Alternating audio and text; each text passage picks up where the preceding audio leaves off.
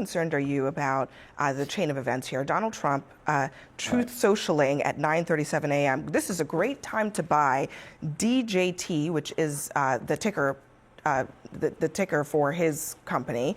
And then later in the afternoon, lifting the pause and everything skyrockets. There was a lot of other activity going on in the markets that people are concerned about. What do you think? We know from what we've heard today that there was a meeting this morning between Bessent, Lutnick and the president. The president admitted this in the Oval Office when he said they talked about it. We wrote the statement. It was a beautiful thing. It came from the heart. And then you get this tweet or whatever you want to call it on social to tell people this is a good time to buy, whether it's DJT as a ticker or DJT as in his initials, which he doesn't use very often, by the way, in his posts. If to say this is a good time to buy and then take a decision that you pretty much know is going to rally the market, I'm not going to finish that sentence. I mean, what is it?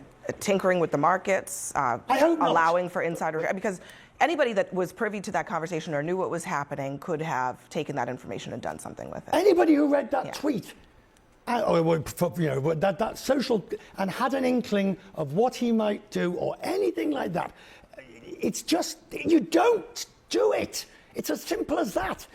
You don't tell people now is a good time to buy if you are the person who is about to take a decision that is going to make the market rally. Why is he doing things like this when most presidents know that they have the power to move markets? They tread carefully. Trump is not doing that.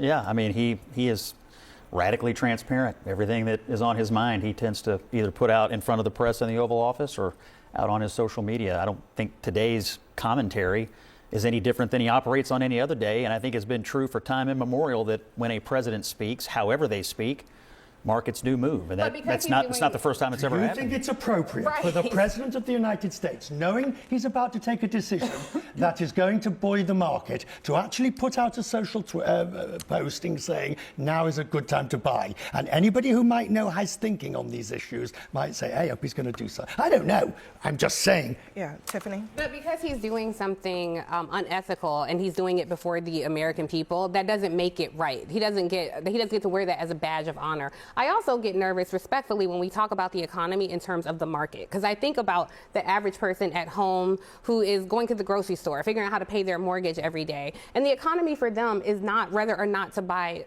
a stock that day. It is how much can I afford to spend at the grocery store. And what this has done is not that these tariffs are going to eventually hit people. They already have. Like, prices have already taken a toll on a lot of people. I did a show today and we were talking about people were paying $60 and $70 more for items and products before these tariffs have come to be. That is what the economy is. Most voters are not carrying stock prices into the voting booth. And so for Donald Trump, the president of the United States, if any other elected official had done this on the other side of the Republican aisle, Scott, I can't imagine that you would be sitting here defending that. Sure, Michael, I can't imagine you would be defending that if a Democratic president was tweeting about now is a great time to participate in the stock market. I haven't defended what Richard was just talking about, but so you do think it's inappropriate. But I do want to go back to the idea of possibly going into a recession, Richard, and I wanted to get your thoughts on this. I mean, we saw several recessionary factors in the previous administration, Fed hikes, slower growth, et cetera,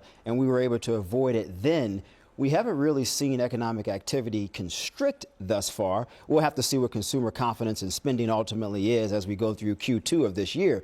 But wouldn't you say it's at least a little premature to be saying we're getting ready to face a recession? And if not, I want to know why, because I don't see the factors there. I know we've got to rush, but because the dislocation is too great, the chaos is too much, and eventually it overwhelms the system. It's back to my cake rising. I think we got to go.